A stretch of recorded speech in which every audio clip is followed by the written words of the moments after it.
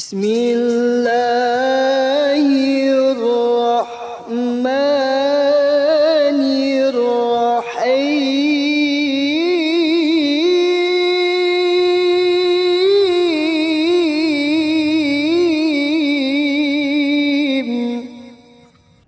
Thumma qala amma ba'du fahadhihi risalatun mushtamilatun 'ala al-aqaidid diniyah.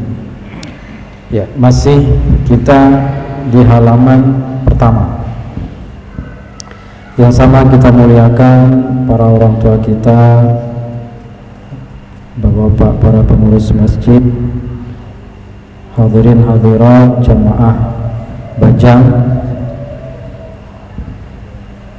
hafizakumullah. Mudah-mudahan kita senantiasa sehat afiat, diberikan taufik inayah oleh Allah Subhanahu wa taala sehingga kita tegak lurus dalam akidah Ahlus Sunnah wal Jamaah yang diridhoi oleh Allah Subhanahu wa taala.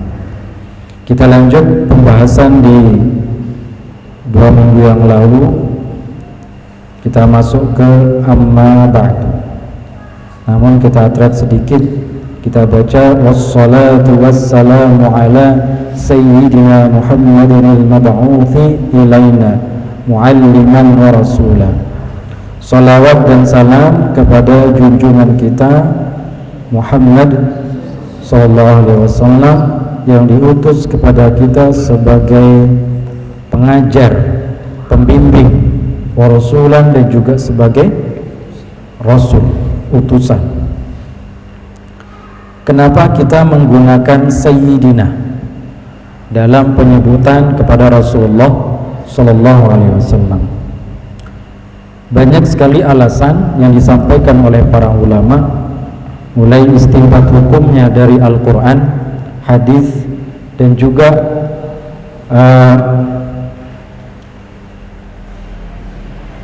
termasuk dari kesimpulan-kesimpulan hukum dari ayat Al-Quran.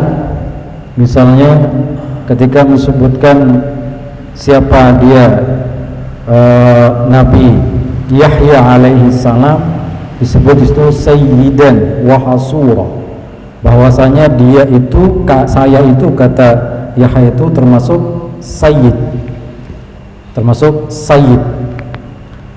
Nah, penyebutan diri menjadi sayyid itu banyak artinya.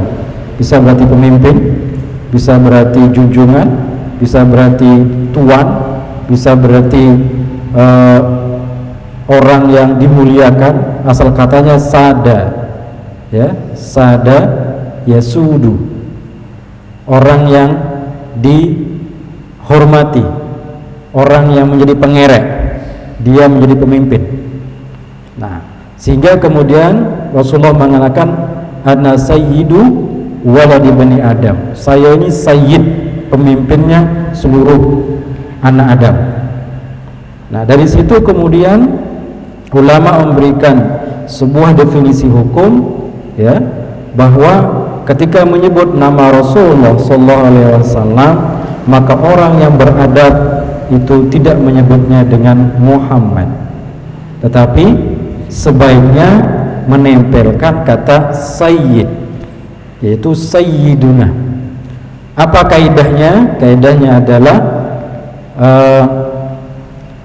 imtithalul awamir, menjalankan perintah, muqaddamun, itu lebih diutamakan. Ada sebuah ungkapan, ya, bukan itu, disebutkan bahwa sulukul adab aula min imtithalil awamir, menjalankan adab itu lebih utama dari menjalankan perintah. Paham gak maksudnya nikah? Misalnya ada orang tua menyuruh kita, coba letakkan itu gelas di pinggir meja, misalnya. Apakah kita kemudian menuruti perintah orang tua yang menyuruh kita taruh gelas yang berisi air di pinggir meja, kemudian kita taruh di tengah? Kenapa? Itu untuk mengantisipasi supaya tidak jatuh. Lebih daripada itu, menjalankan perintah itu bukan berarti kemudian kita menentang, tidak menjalankannya. Apa istinbat hukum yang diambil oleh para ulama ketika Rasulullah SAW menyuruh Sayyidina Abu Bakar menjadi imam? Itu terkenal dalam sejarah. Atau kalau kita nonton apa itu film ya, ada sinetron, bukan sinetron, ini film yang berseri itu tentang Nabi Muhammad SAW. Itu di akhir hayat beliau menyuruh siapa? Sayyidina Abu Bakar menjadi imam. Mulai dari sebelum azan Rasulullah sudah memberikan perintah kepada melalui Sayyidah Fatimah supaya disampaikan ke Bilal. Bilal menyampaikan kepada Sayyidina Abu Bakar bahwa yang jadi imam adalah Sayyidina Abu Bakar. Kenapa? Karena Rasulullah sudah jaga kuat. Sampai kemudian selesai azan. Begitu selesai azan, sholat, banyak yang nggak bisa sholat. Semuanya makin riuh suara. Ngapain tuh? Para sahabat menangis. Kenapa? Karena menangisi Rasulullah yang belum bisa keluar. Sudah lamun teh ingat misal Pak Marbot juga baca subhanallah bihamdihi subhanallah. Wah, yang selesai subhanallah bihamdihi 100 kali dia masuk. Jadi mimbar dengan tempat rumahnya Rasulullah SAW itu sekitar jaraknya tidak jauh, 15 meter atau 10 meter, sekedih doang. Di Mansubur. Beliau perintahkan lagi, sampaikan kepada Abu Bakar, dialah yang menggantikan saya sebagai imam. Tetap dia milih manut. Kenapa? Apa yang dijalankan oleh Sayyidina Abu Bakar? Adab. Karena merasa tidak pantas menjadi imam selama Rasulullah masih ada. Bukan tidak menjalankan perintah, tapi yang dijalankan adalah adab. Disitulah kemudian kaidah itu berlaku, sulukul adab aula min imtithalil awamir. Menjalankan adab itu lebih utama daripada menjalankan perintah. Sehingga sampai akhirnya mungkin 10 menit atau 15 menit lagi terbit matahari baru Rasulullah keluar. Dan setelah keluar langsung menyuruh Sayyidina Abu Bakar menjadi imam, tapi masih tak bertahan, tidak mau. Nah ini, dari situ kemudian para ulama mengambil satu dalil bahwa menjalankan adab itu lebih utama daripada menjalankan perintah.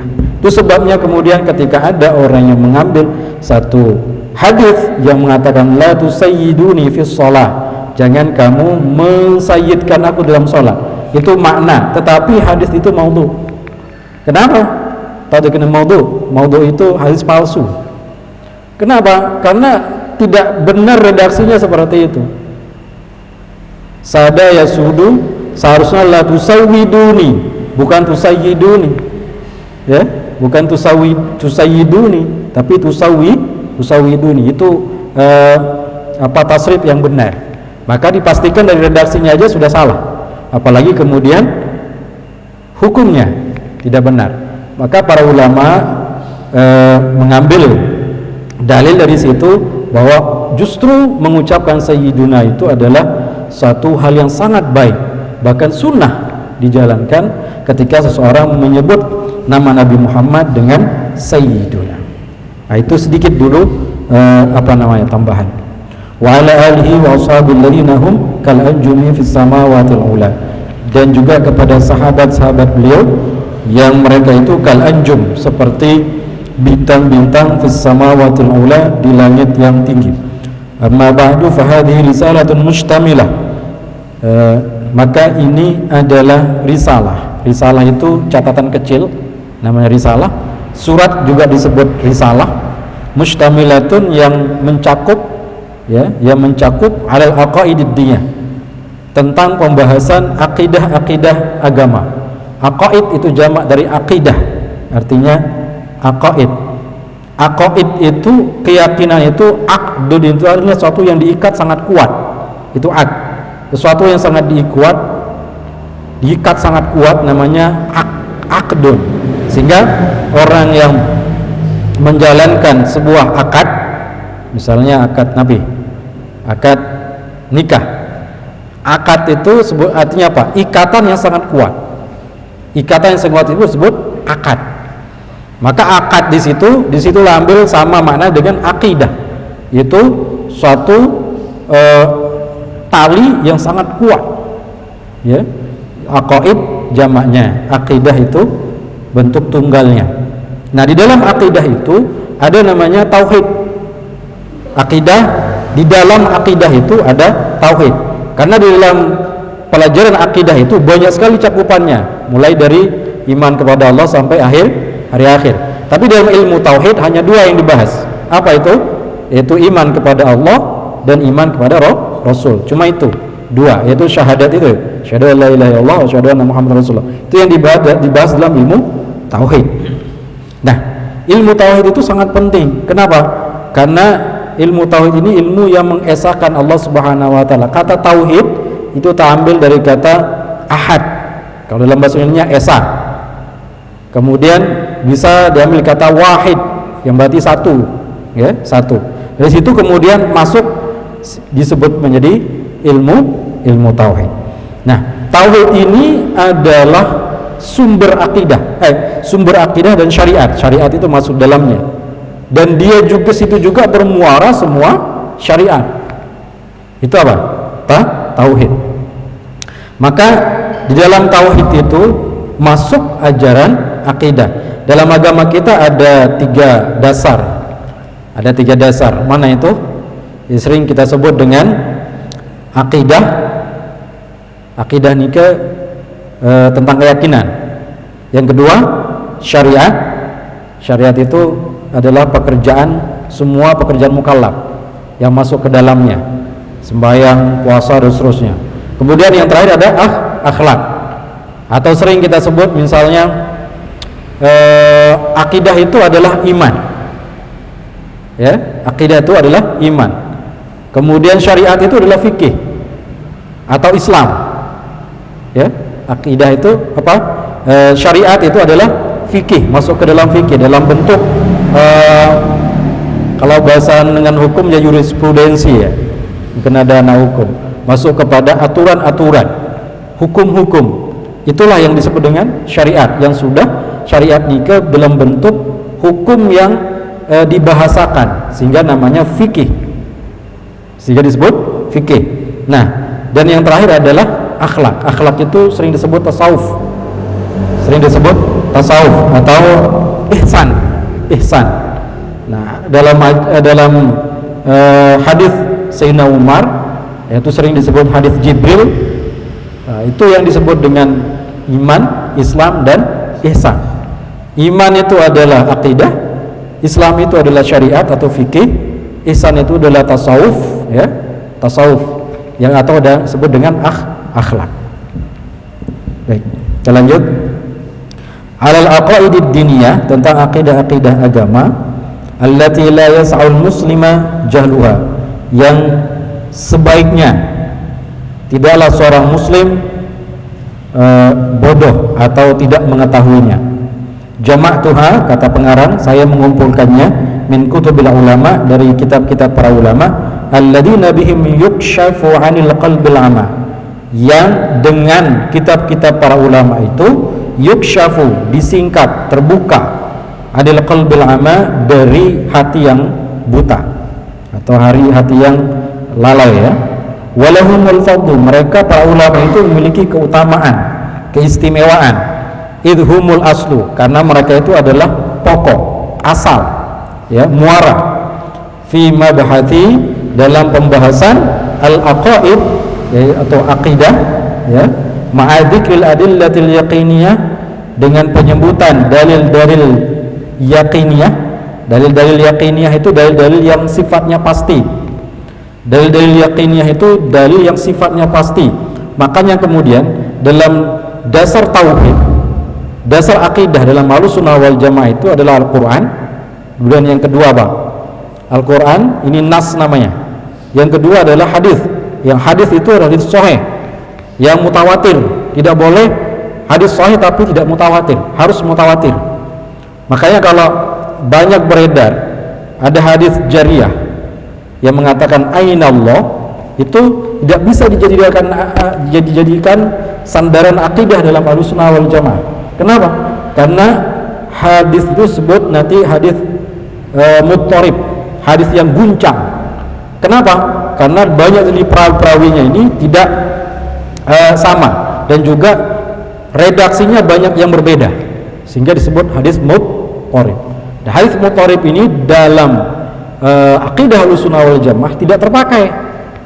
Makanya hadis yang mengatakan, yang banyak disebarkan oleh pihak yang mengatakan Tuhan itu di arsy, ya, Allah itu di arsy, itu dasarnya sangat lemah sekali, sangat lemah. Atau dia mau counter dengan apa? Hadis-hadis yang lain, itu juga tidak bisa. Kenapa? Tetap akan menemui titik kelemahan. Tetap akan menemui titik kelemahan. Ketika sudah masuk kepada pembahasan logika, ya, memakai logika, di situ sudah pasti lemah. Apalagi dalil dengan dalil yang sifatnya nas, dengan logika saja sudah pasti kalah. Nah, itu sebabnya dalam mempelajari akidah itu tadi disebutkan dengan apa? Adillatul yaqiniyah, dengan dalil-dalil yang sifatnya pasti. Tidak boleh ada sedikit pun, ya, ada keraguan di situ. Kalau ada keraguan berarti itu bukan dalil akidah, ya, dalil akidah. Jadi supaya kita paham dengan apa namanya dalil, makanya kita kemudian mempelajarinya dari sumber, cara, metode. Dalam Ahlussunnah wal Jamaah ketika mempelajari tauhid, metodenya apa? Metode pasti yang dipakai adalah sifat 20. Kenapa sifat 20? Karena ini metode untuk paham tentang tauhid itu. Tanpa ini sulit. Ada tawaran metode yang lain. Ada namanya tauhid rububiyah, ada tauhid ilahiyah, uluhiyah, kemudian asma sifat. Itu kemudian nanti akan berantakan ketika masuk ke dalam pembahasan dalil akli, ya, karena yang dipakai itu dalil nakli dan dalil akli. Dalil nakli itu adalah Al-Quran dan hadis. Dalil akli itu adalah akal yang memiliki metode yang jelas, tidak boleh sembarangan. Itulah yang dipakai dalam memahami sifat 20. Sehingga dalam pembahasan nas dan juga secara akal itu tidak bisa bertentangan. Tidak bisa bertentangan. Tidak usah kita bahas keyakinan orang. Biarkan saja dulu, ya. Dengan sendiri akan terbentahkan di sini dengan apa yang akan kita kaji. Ba'da kulli aqidatin, ya. Ba'da kulli aqidatin, sesudah setiap akidah itu kita pelajari. Wa kaifiyatit takhalluqi ba'da ma'rifati kulli sifat, dan juga bagaimana, ya, kaifiyat, cara mengenal, ya, at-takhalluq, ya, at-takhalluq itu berakhlak, ya, atau bersikap. Ba'da ma'rifati kulli sifat, setelah kita mengetahui sifat-sifat, ya, sifat siapa? Sifat Allah Subhanahu wa ta'ala. Wa ma liya hadun illa mujarradul jam'i wa naqli. Kata pengarang, saya tidak memiliki kapasitas, ya. Beliau mengatakan saya tidak memiliki kapasitas, kemampuan, ya, untuk apa? Untuk mengumpulkan, untuk menulis secara langsung, kecuali apa? Illa mujarradul jam'i wa naqli. Kecuali hanya mengumpulkan dan menukil dari kitab para ulama yang disebutkan tadi. Wala aqulu inni asabtu fi kulli ma katabtu. Saya tidak mengatakan apa yang saya tulis ini adalah benar semua. Li'annal kamal lillahi wahda, karena kesempurnaan hanya milik Allah sendiri. Wala yakhlul kalamu min khalalin, dan juga tidak kosong, ya, tidak lepas dari perkataan min khalalin. Khalalin itu kekeliruan, kesalahan. Khalal itu jamak. Illa kalamu man asamahullahu minaz zalal, kecuali perkataan, kalam orang atau seorang hamba yang dijaga oleh Allah Subhanahu wa ta'ala dari tergelincir. Siapa dia? Rasulullah sallallahu alaihi wasallam. Karena beliau saja yang dijaga oleh Allah, ya, sehingga disebut namanya, sifatnya maksum, Allah menjaga. Fa'alan nadhir ayusahihu muslihan la mufsidan. Karena itu hendaknya orang yang membaca tulisan ini, kata beliau, mentasahihnya dengan muslih itu koreksi yang bagus, ya, koreksi yang baik. La mufsidan, bukan merusak. Wa muawinan la muanidan, yaitu dia meluruskan dan bukan muanid. Muanid itu bertentangan, menentang. Wa mu'adidan la hasidan, membantu bukan hasad, bukan mendengki. Liyaksibal ajra wa thawab, untuk apa? Untuk mencapai al-ajr. Al-ajr itu pahala, wa thawab ganjaran, sama. Al-ajr dengan thawab itu sama maknanya. Minallahil karim al-wahhab, dari Allah yang maha karim, yang maha wahab. Karim itu maknanya pemurah kalau dibahasakan. Karim itu maknanya Allah itu sangat bukan hanya mulia, tapi pemurah dan sangat terbuka. Itu makna karim. Wal wahhab, ya wahhab sama. Innallaha la yudhi'u ajral muhsinin, sesungguhnya Allah Subhanahu wa taala tidak menyia-nyiakan pahala orang-orang yang berbuat kebaikan. Wallahu ta'ala nas'alu an yakuna hadzal 'amalu nafi'an lana. Kepada Allah, di sini disebutkan Allah dulu, baru kalimat di belakangnya, itu bentuk daripada penulisan yang baik, itu mengagungkan Allah di depan. Wallaha, dan kepada Allah nas'alu, kita memohon, ayyakuna hadzal amalu, supaya pekerjaan ini, yaitu menulis ini, membaca ini, nafi'an, memiliki manfaat, lana, kepada kita, wali amtalina minal mubtadiin, dan juga kepada orang-orang yang mempelajarinya sebagai orang-orang yang pemula, ya. Wa ayyahdiyana wa abna al-muslimin ila sawa'is sabil, semoga Allah Subhanahu wa taala memberikan petunjuk kepada kita dan abna al-muslimin, para generasi muda kaum muslimin, ila sawa'is sabil, kepada jalan yang lurus, jalan yang benar. Innahu ala ma yasha'u qadir, karena sungguhnya Allah Subhanahu wa taala maha kuasa atas segala sesuatu, terhadap segala sesuatu. Wabil ijabati jadir, dan dia ijabahnya itu sangat cepat, ya, sifatnya ijabah Allah Subhanahu wa taala itu pasti dan cepat. Wa hadza awalus syuru' fil maqsud, dan ini adalah permulaan dari wa awalus syuru'i fil maqsud, ini permulaan dari maksud tujuan, bi'aunillah wa taufiqihi, dengan pertolongan Allah dan taufiknya. Habis muqaddimah, ini adalah sebuah permulaan, pendahuluan. Qala ulama, berkata para ulama, wala budda liman arada al-hawdha, sebaiknya, seyogyanya, sebaiknya, liman, bagi orang yang arada, menginginkan, al-hawdha, ya, memasuki taman atau telaga, sehingga Rasulullah itu namanya haud, ya. Haud itu taman dengan telaganya, dengan kolamnya. Fi ilmin, ya, pada sebuah kajian ilmu, ala wajhil akli, ini bukan akli, ya, ala wajhil akmal, ya, dari sisi kesempurnaan, ayya'rifa mabadi'ahu, harus memahami mabadi'nya, uslubnya. Mabadi' itu adalah dasar-dasar, ya, dasar-dasar daripada yang 10 itu. Apa itu? Haddahu, definisi, wa mawdu'uhu, temanya atau pokok bahasannya, wa faidatahu, manfaatnya, wa fadlahu, keutamaannya, wa nisbatahu, nisbahnya, wa wadi'ahu, peletaknya, wasmahu, namanya, wastimdadahu, sumber hukumnya, wa hukmahu, hukumnya, wa masailahu, dan permasalahan atau materi-materi yang ada di dalamnya. Nah, ini pembahasan di dalam ilmu tauhid. Fahaddu ilmi tauhid, kemudian batasan.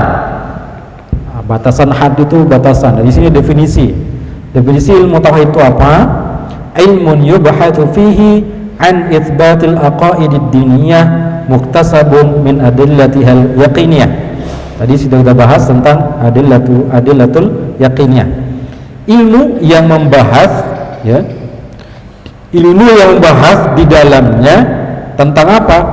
Tentang itsbatil aqaidid diniyah, penetapan atau kejelasan akidah-akidah agama, muktasabun yang tergali, ya, muktasab itu hanya tergali atau terambil, min adillatihal yaqiniyah, dari dalil-dalil yang sifatnya pasti secara yakin, ya, secara yakin. Tadi sudah kita bahas apa itu dalil yaqiniyah. Wa mawdu'uhu, maudhu itu objek atau tema yang ada di dalamnya itu apa? Zatullah, zatnya Allah. Jadi yang dibahas ini adalah zatnya Allah. Bahaya, ya, sangat bahaya apabila kita membahas tentang zat Allah tidak memiliki ilmu, karena itu bisa jatuh kepada kesyirikan. Makanya kemudian ketika membahas zat Allah itu harus memakai metode yang benar.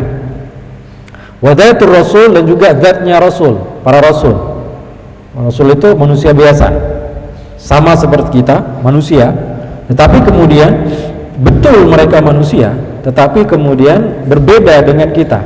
Kenapa? Karena mereka bedanya diberi wahyu, kita diberi wahyu. Ibaratnya ini adalah emas sama-sama batu dengan batu biasa, sama jenisnya batu, tapi kira-kira harganya beda nggak? Nilainya beda nggak antara emas dengan batu biasa? Jauh. Itu ibaratnya seperti itu. Kalau orang kemudian menyebut dia ibaratnya jangan kepada Rasul, ya, pada ulama. Dia ulama, mereka itu adalah manusia, kita juga manusia. Mereka itu hum rijal, nahnu rijal. Mereka itu adalah laki-laki, kita juga laki-laki. Ya betul. Betul, kita itu sama dari segi fisik. Tetapi kemudian membedakan antara langit dan bumi adalah mereka mengetahui, kita tidak mengetahui. Min haitsu ma yajibu wa ma yastahilu wa ma yajuzu, dari sisi bahasan tentang apa yang wajib, apa yang mustahil, dan apa yang jaiz. Jadi tiga itu, ya, yang dibahas dalam ilmu tauhid adalah yang wajib, yang mustahil, dan yang jaiz. Apa itu nanti akan dijelaskan tentang wajib, mustahil, dan jaiz.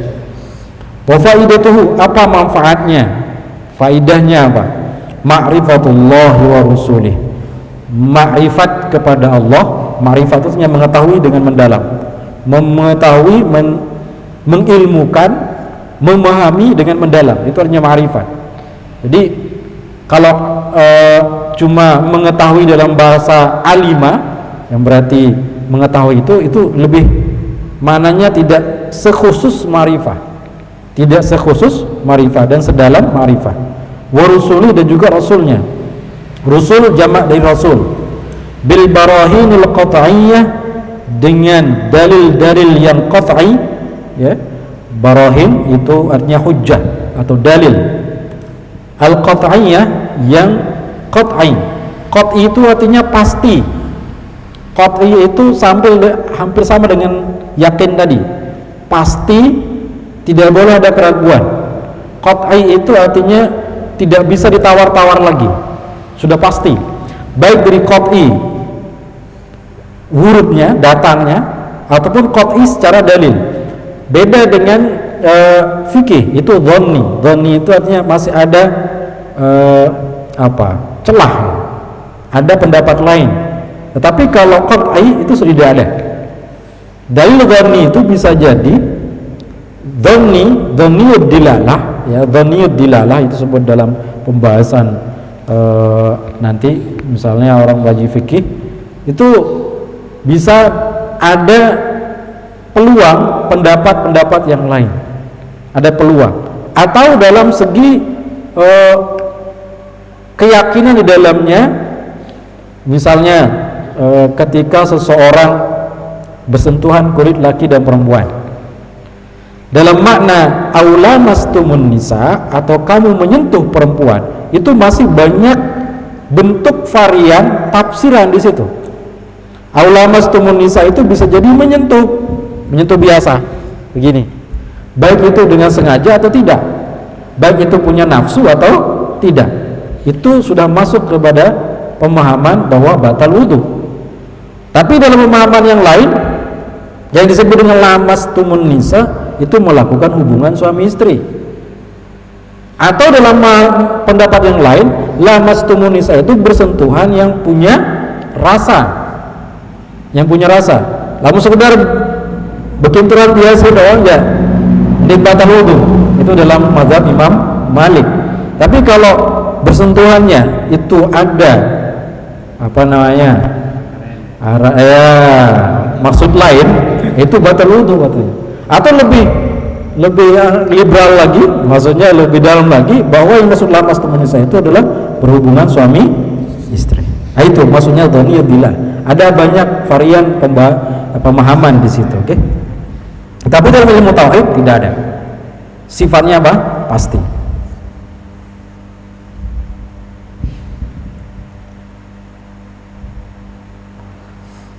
Baik. Wal fawzu bis sa'adatil abadiyah wal iltiqa'u min hadidit taqlidi ila dirwatil iqan. Serta fauz itu sukses. Fauz itu bahagia juga bisa. Fauz itu kesuksesan, maksudnya selamat bis sa'adatil abadiyah, menuju kebahagiaan yang kekal, yang abadi. Wal irtiqa, ya, irtiqatnya naik sama dengan su'ud. Almarhum dan selamat. Su'ud itu irtiqa, naik, ya, terbang, naik. Min hadidit taqlid, dari batasan atau muara atau lembah, ya, lembah ketaklidan. Taklid itu cuma mengikuti. Kalau dalam akidah, keyakinan tauhid itu gak boleh kita ikut orang, harus dari diri sendiri. Kalau dalam masalah fikih, iya harus ikut orang. Tapi kalau akidah gak boleh. Yakin di sisi Allah, arah, yakin. Saya isim turut. Bapak, tidak, mending kamu. Harus yakin oleh diri sendiri. Keyakinan itu dia boleh mengikuti, gak boleh taklid. Harus dari mana dalilnya? Dalilnya serigama jama-jama mara sate tajah le si nama. Dia bukti nara di sisi Allah. Buktiin arah bumi arah langit. Arah bumi arah langit. Lalu lamun dengan satu tertentu kuat keyakinan, itu sudah cukup jadi dalilnya. Adanya bumi langit beserta isinya, termasuk kita di dalamnya, itu bukti adanya pencipta, adanya Allah. Bukti adanya yang mencipta. Tidak mungkin dia ada dengan sendirinya. Buktinya kita sendiri. Kita ini ada karena ada wasilah, orang tua. Tanpa adanya orang tua, kita tidak mungkin akan terlahir dari batu atau keluar sendiri dengan tiba-tiba, wah, sok, langsung. Itu adalah apa? Wasilah. Dan ini dalam ilmu apa namanya? Keyakinan itu tidak boleh kemudian kita keyakinan itu disandarkan kepada orang lain, harus dari diri sendiri. Dirwatil iqan, sampai menuju puncak keyakinan yang benar-benar selamat, benar-benar murni, itu yang dituju. Wa fadluhu, keutamaannya apa? Asyrafiyatuhu ala sairil ulumi lita'alluqihi bidatil barri. Kemuliaannya ilmu ini terhadap ilmu-ilmu yang lain, dita'alluqihi bidatil bari, karena berhubungan dengan zat Allah Subhanahu wa ta'ala. Yang kita bahas ini zat Allah. Jadi pembahasan yang tidak memiliki padanan dengan ilmu apapun. Jadi setinggi-tingginya ilmu adalah ilmu tauhid. Sepuncak-puncaknya ilmu adalah ilmu tauhid. Walaupun dengan watau terbang, ya paling tinggi ilmu, bisa. Lamun nasib sabuk berang, ya paling tinggi ilmu. Bukan. Yang paling tinggi adalah ilmu tauhid. Itu dalam keyakinan. Dalam ilmu keyakinan. Itulah yang paling tinggi. Sehingga para ulama mengatakan Kalau Anda melihat seseorang yang memiliki kemampuan, dia bisa terbang seperti burung, dia bisa berjalan di atas air seperti kayu yang ngapung, itu tidak boleh dipercaya selama Anda belum melihat dia menjalankan syariat dengan benar. Itu kata siapa? Para ulama, termasuk Imam Junaid al-Baghdadi.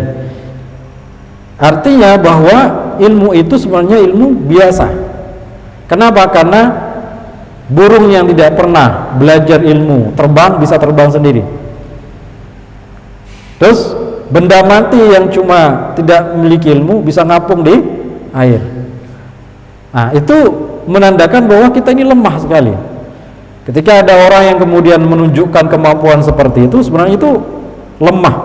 Ketika seorang mengakui kelemahannya di hadapan Allah, barulah Allah menolongnya. Sehingga itu yang ditonjol-tonjolkan sebenarnya, itu yang ditonjol-tonjolkan itu sebenarnya paling rendah. Sehingga para ulama, para wali-wali Allah itu sangat enggan dilihat ada karomahnya. Bahkan sebut diri takut dibikin begitu dia tahu itu karomahnya, jangan-jangan itu cuma itu yang didapat di akhirat, nggak dapat apa-apa. Itu yang ditakutkan. Atau ada sifat sombong walaupun hanya sebesar zarrah, itu yang menyebabkan kelunturan akidahnya keluntur, bahkan kemudian bisa dicabut dari barisan wali Allah Subhanahu wa ta'ala. Itu sebabnya para ulama, para wali Allah itu sangat tidak mau diketahui memiliki karomah dan sebagainya, bahkan meminta kepada Allah Subhanahu wa ta'ala jangan sampai dilihat. Lamun itu jangan isit melek sama wa nisbatuhu, nisbahnya ke apa? Minal ulumid diniyah, termasuk daripada ilmu-ilmu agama. Bal aslu kulli ilmin, termasuk dia ini adalah asal, dasar daripada setiap ilmu. Wa ma siwahu far'un, dan ilmu yang lain itu adalah cabang. Kalau ilmu tauhid itu adalah ilmu yang utama, ini pokok, batang yang pokok, sementara ilmu yang lain itu adalah cabang. Yang cabang itu bisa dipotong, tapi kalau pokoknya dipotong maka cabang ini tidak berguna lagi. Tapi kalau cabang dipotong, pokoknya masih bisa bercabang lagi. Itu sebabnya disebut dengan pokok. Wawadi'ahu min haitsu tadwin, siapa yang meletakkan, siapa yang pertama kali meletakkan ilmu tauhid dengan metode sifat 20 itu, al-imamanil jalilani, yaitu imam yang agung Abul Hasan Ali bin Ismail al-Asy'ari wa Abu Mansur Muhammad ibn Muhammad bin Mahmud al-Maturidi, sehingga disebut dengan akidah Ahlussunnah wal Jamaah harus bersesuaian dengan dua ulama ini. Kalau kita bahas lebih lanjut ini selesai malam ini. Apa sebabnya kemudian imam dua ini yang menjadi imam dalam akidah, dalam ilmu tauhid atau dalam akidah? Semua Ahlussunnah wal Jamaah itu kemudian berkiblat kepada dua imam ini. Sehingga ada polemik yang mengatakan, kenapa Anda mengikuti Syafi'i tapi tidak mengikuti akidahnya Syafi'i? Nah, itu makin jauh lagi ya pembahasannya, tidak usah lah. Yang jelas bahwa mengikuti ulama dua ini dalam masalah akidah itu sudah kesepakatan seluruh ulama. Ya, kesepakatan seluruh ulama. Mengikuti Imam Syafi'i dari segi fikih dalam masalah hukum itu adalah kesepakatan seluruh ulama dalam mazhab Imam Syafi'i. Tapi kemudian mengikuti ulama dari segi akidah adalah dua imam ini. Maka keluar dari pemahaman dua imam ini tidak disebut Ahlussunnah wal Jamaah. Yang kedua, keluar dari pemahaman fikih empat imam mazhab itu juga tidak disebut Ahlussunnah wal Jamaah. Kenapa? Karena mereka ini masing-masing sudah memiliki metodologi yang sudah teruji oleh para ulama sejak ribuan tahun tentang benarnya pemahaman mereka tentang akidah melalui Al-Quran dan Hadis, tentang fikih dari Al-Quran dan Hadis. Kalau kita mau menyeleweng dari situ, maka kita akan kesulitan yang sangat besar. memiliki kesulitan yang sangat besar. Wasmuhu, namanya apa? Ilmu tauhid wa ilmu kalam wa ilmu aqaid wa ilmu usuluddin wal fiqhul akbar. Nama lain daripada ilmu akidah ini apa? Ilmu tauhid, ya, ilmu kalam. Tadi disebut ilmu tauhid. Yang kedua ilmu kalam. Ilmu kalam itu ilmu untuk, kenapa disebut ilmu kalam? Karena orang banyak berdebat, banyak melakukan perdebatan, dialog, diskusi tentang kalam, sehingga muncul banyak sekali varian pemahaman dalam kalam, dalam akidah. Kenapa? Karena semua orang berbicara tentang itu, sehingga disebut ilmu kalam. Wa ilmu aqaid disebut dengan ilmu akidah. Ilmu akidah seperti yang sudah dijelaskan di awal tadi. Wa ilmu usuluddin disebut dengan usuluddin. Usuluddin itu pokok agama, dasar agama. Wal fiqhul akbar, dan juga dalam penyebutan yang lain disebut fikih akbar, itu fikih yang sangat besar. Wastimdadu, dari mana pengambilannya, sumbernya dari mana? Minal adillatil aqliyah wan naqliyah minal kitab was sunnah.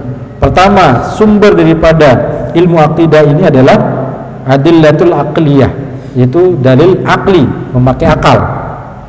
Tapi cara berpikir yang benar, bukan akal-akalan, ya. Cara berpikir yang akalnya sudah memiliki ilmu, ya, bukan semua akal orang dipakai, tapi cara berpikir yang sudah sistematis. Ya, pada makin ada orang mau perbaiki motor, apakah semua orang bisa memperbaiki motor tanpa metode yang sudah ada? Dan mungkin. Nah, ini saudara kita Miftahudin memperbaiki motor, itu sudah jelas ilmunya, cara memasangnya, cara menyambungnya, cara menggantinya sudah jelas. Jadi kalau mau metode yang lain misalnya, itu harus ada ilmunya juga, baru bisa akan jalan. Ya, salah tepulun ya, ini nyambung, aduh ini hidup. Begitu juga dengan ini. Jadi akal yang dipakai di situ adalah akal yang sudah memiliki jalur yang benar. Wan naqliyah, yaitu nakli. Jalur nakli itu adalah Alkitab was sunnah, yaitu Al-Quran dan hadis. Wa hukmuhu, apa hukumnya? Al-wujubul aini wa ala kulli mukallafin, wajib fardu ain setiap pribadi orang yang mukallaf. Orang yang mukallaf, ya, wajib ain, fardu ain, bukan fardu kifayah, ya. Fardu ain artinya setiap orang wajib mempelajari ilmu ini. Setiap yang mukallaf itu minggu lalu kita sudah bahas. Mukallaf itu adalah orang yang cakap hukum, ya, bisa disebut itu. Siapa itu mukallaf? Orang yang balik, berakal, ya. Itu syarat paling utamanya, balik dan berakal.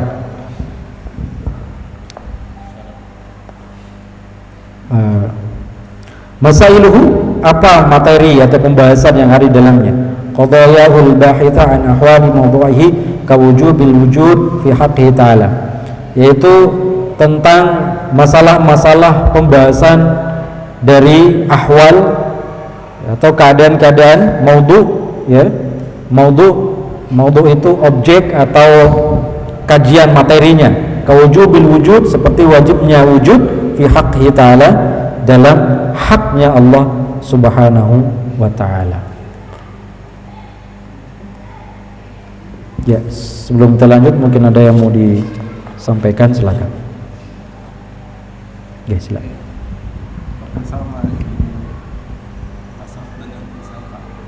Tasawuf dengan filsafat. Ya. Dalam pembahasan tasawuf atau dalam bahasan filsafat itu ada namanya tasawuf falsafi. Tasawuf falsafi itu tasawuf yang lebih banyak menggunakan akal. Dalam akal itu ya artinya orang yang pelajari tasawuf itu adalah para filosof. Dia menggali sumber-sumber agama itu dengan pemahaman-pemahaman filsafat yang mendalam. Nanti ada namanya tasawuf yang bukan falsafi, misalnya tasawuf akhlaki, itu yang sumbernya cuma akhlak. Itu tasawuf akhlaki. Ada juga tasawuf falsafi. Yang tasawuf falsafi ini hanya bisa dipelajari ya orang-orang yang mempelajari filsafat, orang-orang yang mempelajari agama ini dengan mendalam. Tasawuf filsafat itu misalnya Ibnu Arabi itu salah satu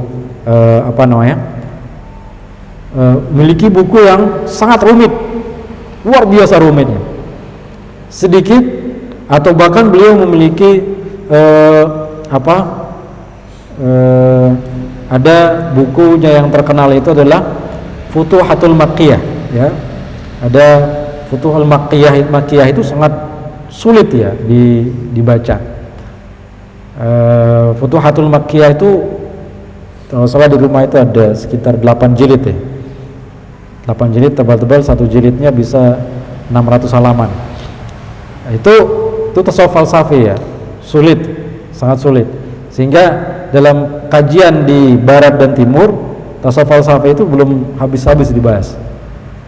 Bahkan orang-orang barat itu mengkaji filsafat dari tasawuf itu seperti Animer Skmel itu ya, yang perempuan itu yang banyak bukunya diterjemah ke dalam bahasa Indonesia dari bahasa Inggris, itu cuma lebih fokus dia kepada Jalaluddin Rumi ya, Jalaluddin Rumi itu tidak habis dibahas ya, dia selesai. Kenapa? Karena sangat luas sekali pembahasan itu, sudah berat ya, satu pembahasan itu bisa satu jadi materi disertasi doktoral karena berat sekali itu pembahasan tasawuf falsafi. Itu butuh keseriusan yang super ya, saya kira itu. Kemudian masalah Imam Asy'ari dengan Maturidi, apakah cuma itu yang jadi patokan dalam tauhid? Iya. Dalam akidah Ahlussunnah wal Jamaah menjadikan dua imam ini sebagai panutan. Kenapa? Karena mereka berdua lah yang menjadi peletak dasar daripada metode cara berakidah yang benar. Loh, sebelumnya apakah dari ulama sebelum seperti Imam Syafi'i ke atas, dari Imam Ahmad ibnu Hanbal, Imam Syafi'i, Imam Maliki, Imam Abu Hanifah, itu tidak bertauhid seperti atau berakidah seperti mereka? Iya, mereka justru ingin menetapkan dan juga memberikan pemahaman yang jelas. Seperti inilah pemahaman para sahabat itu dalam memahami akidah. Nah, sebelumnya itu belum ada metode, karena akidah umat Islam itu masih terjaga. Nah, setelah banyak penyelewengan, baru muncul metode, cara. Sama dengan Al-Quran ya. Al-Quran sebelum ditulis itu kan terjadi polemik. Nah, setelah ditulis itu pun cara penulisannya itu masih huruf itu belum kita kenal seperti yang kita lihat sekarang ini. Ada titiknya, ada barisnya, apalagi ada bentuknya yang khas, itu belum ada ya. Kemudian datanglah Abu Al-Aswad Al-Duali memberikan cara supaya orang lain bisa membacanya. Apakah sebelum itu Al-Quran tidak ada atau tidak dibaca dengan benar? Ya, dibaca dengan benar. Paham gak logikanya seperti itu? Jadi sebelum itu para sahabat membaca Al-Quran itu benar semua. Begitulah cara para sahabat membaca. Tetapi kemudian setelah masuk kepada negara-negara yang non-Arab, kemudian Al-Quran ini bagaimana caranya supaya orang non-Arab ini paham tulisan Arab yang sangat susah itu, sehingga dibikinkanlah bentuk yang lebih bagus. Misalnya fa ada titiknya, ba ada titik bawah, ba tak sa itu bentuknya sama. Mundiman tegak lain masih pada dua ruang b kata bedean ba masih menibo angan kan ukur b kata bedean, sehingga muncullah ide para ulama, kalau ba titik di bawah satu kasih ta titik dua di atas, ta titik tiga di atas, sehingga itu cara membaca. Nah, metode inilah yang kemudian oleh para ulama dilestarikan, dikembangkan terus, sehingga benar cara membaca Al-Quran itu, benar cara pemahaman Al-Quran itu. Belum lagi metode tafsirnya. Tafsir kan belakangan datangnya. Apakah selama ini pemahaman dari para sahabat sampai tabi'in itu tidak benar. Ya benar, mereka itu justru ingin menjaga pemahaman mereka sehingga muncullah ilmu tafsir. Nah begitu juga dengan akidah ini, muncullah akidah, metode dalam memahami akidah itu supaya pemahaman kita dalam akidah ini di zaman sahabat, yang sahabat memahaminya langsung dari Rasulullah SAW itu tetap terjaga, tidak terkontaminasi dari pemahaman liar yang di luar pemahaman itu, sehingga muncullah dua ulama ini yang memiliki metode seperti itu. Kenapa mereka berdua? Karena mereka berdua lah yang konsen fokus dalam masalah tauhid itu, dan mereka sudah berdebat dengan banyak ulama. Imam Abul Hasan Asy'ari itu sudah pernah bertauhid yang sebelumnya itu napiaran tauhid macam-macam ya, yang beliau itu sudah kuasai, sehingga pada puncak pemahamannya, oh bukan ini, salah ini, yang benar adalah ini metodenya, sehingga kembali lagi pemahaman para sahabat seperti ini yang dimaksud. Nah, barulah kemudian memunculkan misalnya metode cara memahami akidah yang benar adalah dengan sifat, pendekatan sifat 20 dan yang lain-lain. Itu sebabnya kita para ulama kemudian bersepakat bahwa ketika Anda keluar dari dua ulama ini ya dalam memahami akidah, maka bisa dipastikan akidah itu akan rusak, salah. Itu sudah ribuan tahun ya, sudah ribuan tahun, dan itu sudah teruji. Ada apa pemahaman yang baru? Berarti ketika keluar dari metodologi ulama yang dua ini, sudah dipastikan pasti akan salah. Nah, ini mungkin maksudnya ya. Okay. Apakah ada perbedaan pemahaman antara Imam Abul Hasan Al-Asy'ari dengan Abu Mansur Al-Maturidi? Iya, ada perbedaan sedikit ya pemahaman metodenya, tapi dari segi kesimpulan hukumnya sama.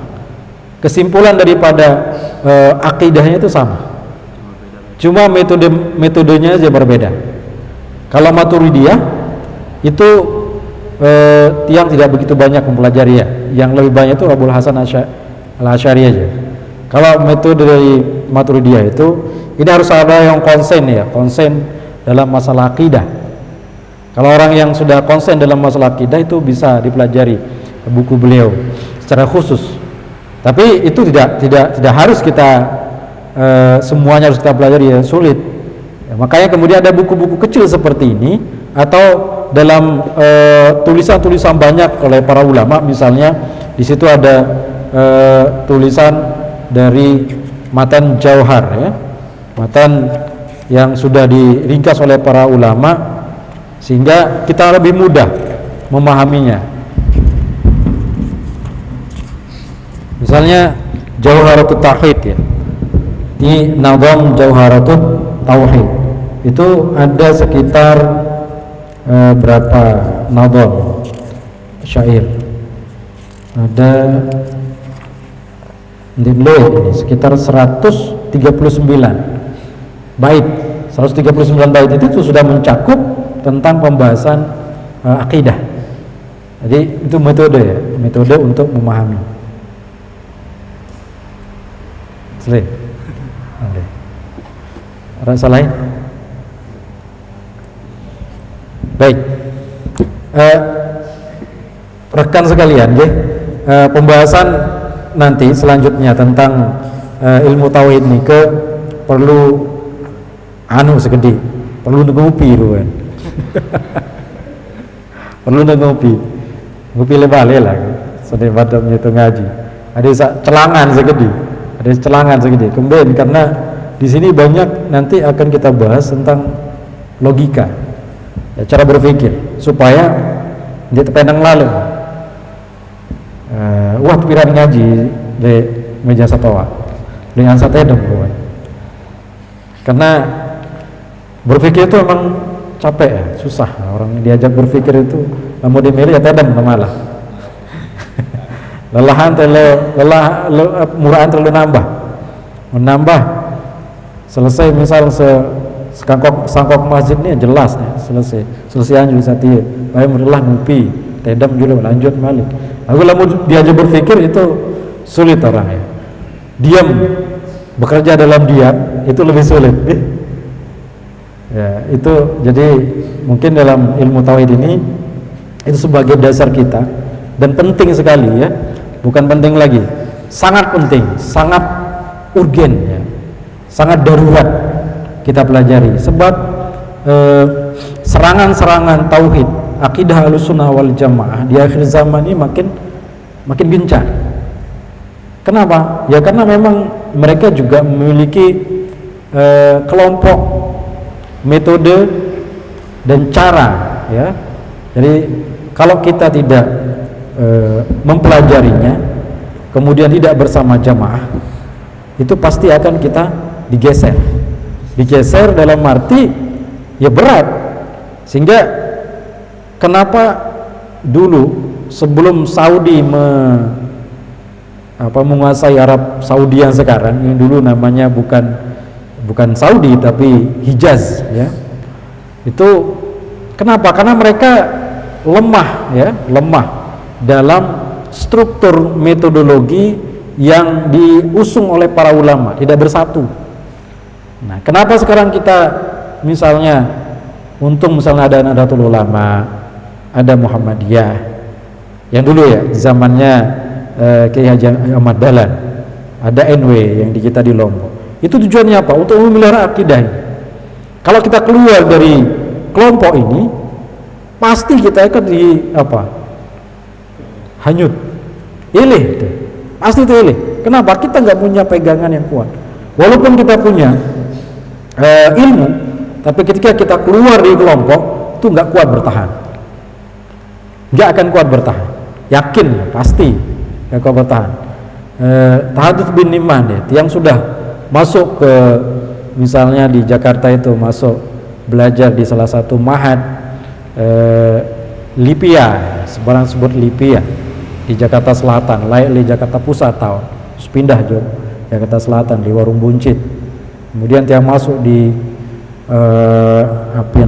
di bagian dekat Bandara Halim yang sekarang itu ada juga lembaga ma'had namanya Ma'had Uthman, entah sekarang sudah masih apa mbak. Wah pertama ya dah.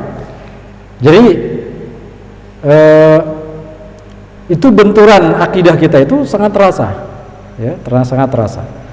Atau waktu yang juga bisa berkolaborasi dengan mereka, dengan para sesepuh mereka, taruhlah misalnya Dr. Muslih Abdul Karim itu jebolan Arab Saudi, Lipia S1-nya, S2 dan S3-nya di Mekah. Itu yang sering undang dulu di masjid di Jakarta itu di Islamic Center. Itu pada akhirnya dia mengakui bahwa inilah jalan yang benar. Setelah melalui banyak sekali bacaan ya, orang mulai banyak bacaan, itu akan kemudian mengatakan bahwa akidah inilah yang benar. Tapi ketika tidak ada orang mengkaji dari perbandingan, itu akan mengatakan bahwa inilah yang benar. Coba dikaji perbandingannya, atau paling tidak ya, ini mungkin kesorot ya. Itu Anda bandingkan ketika ada kajian-kajian dari sisi Ahlussunnah wal Jamaah dengan non Ahlussunnah wal Jamaah. Kalau tidak mampu, silahkan kemudian banyak berdiskusi. Lalu milih konsen lah. Lagu-lagu dimilih konsen dia tidak usah. Itu memusingkan. Burung lo begawean laut, nangis ke sini anak. Ya doang itu gawe. Berat soal kan? Berat. Ini buka YouTube Idrus Ramli, Idrus Ramli. Bandingkan dengan yang ini, ya sebelahnya. Itu lama-lama, wah bisa kena nih, susah gati nih. No kena. Orang yang tidak memiliki dasar dengan baik dari sini memulainya, itu pasti akan terjadi polemik dalam pemikirannya. Pasti itu, pasti. Jangankan dengan saya belajar sama sekali. Orang yang sudah belajar aja itu pasti polemik dia. Nah, setelah polemik itu tinggal menunggu hidayah Allah Subhanahu wa taala. Nah, itu berat. Makanya kemudian kita lurus dalam pemahaman yang ada ini itu sebagai nabi kita. Itu untuk pegangan yang sangat kuat. Dan insya Allah itu tidak akan pernah tergeser sampai kita mati. Dan yakinlah kita mati dalam keyakinan ini, ya, mati dalam akidah ini pasti selamat. Dia nggak bilang insya Allah lagi, pasti selamat. Kenapa? Karena sudah terbukti dari ulama sejak ribuan tahun lalu, sudah terbukti, dan kita bisa melihat buktinya, dan kita bisa lihat buktinya. Jangan jauh, ya. Sesudah kematian, ya, sesudah kematian, mulai dari Arab Saudi sampai julun masjid, itu bisa dilihat bahwa berapa banyak orang-orang yang biasa-biasa itu Allah muliakan setelah kematiannya. Itu menunjukkan apa? Akidahnya benar, akidahnya selamat. Kalau akidahnya tidak selamat, tidak mungkin Allah akan memuliakan, ya, tidak mungkin Allah memuliakannya, ya.